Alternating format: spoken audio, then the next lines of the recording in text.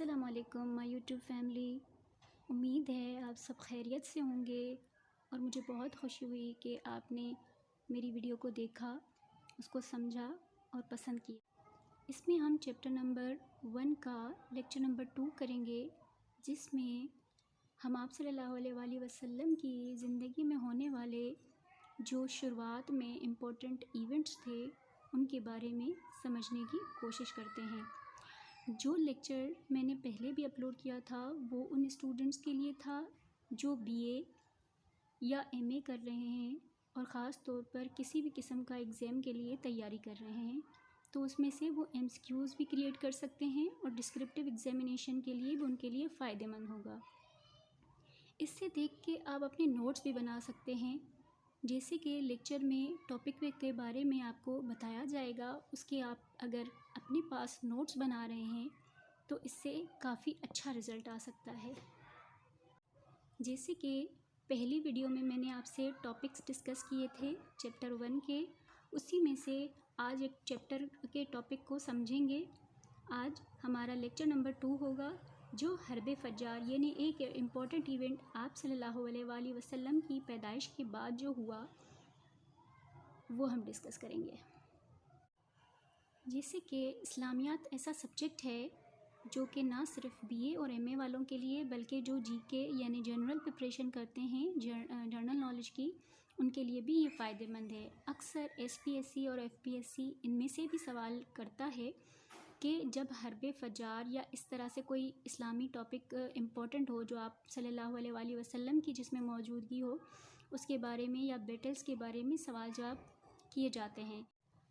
حرب فجار جو ایک بہت ہی امپورٹنٹ ایونٹ تھا اور آپ صلی اللہ علیہ وآلہ وسلم نے بھی اس میں حصہ لیا تھا، اور یہ پہلی دفعہ تھا کہ آپ سلم کی کسی جنگ میں حصہ لے رہے تھے. حرب فجار کے وقت آپ صلی اللہ علیہ وآلہ وسلم کی عمر مبارک 15 سال تھی، اور یہ جنگ قریش اور بنی کنانہ کے بنی کیس سے ایک شخص عروہ کی قتل کے سلسلے میں ہوئی تھی.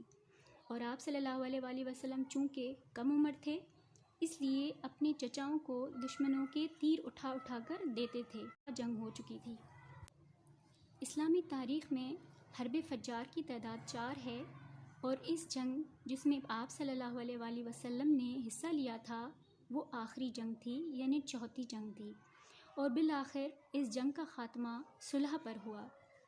حرب فجار زمانہ جاہلیت کی جنگوں میں سب سے زیادہ مشہور لڑائی سمجھی جاتی تھی، اور یہ روایت ہے کہ حرب فجار کی تعداد چونکہ 4 تھی اور وہ جس میں آپ نے صلی اللہ علیہ وآلہ وسلم نے شرکت کی تھی وہ چوتھی اور آخری جنگ تھی.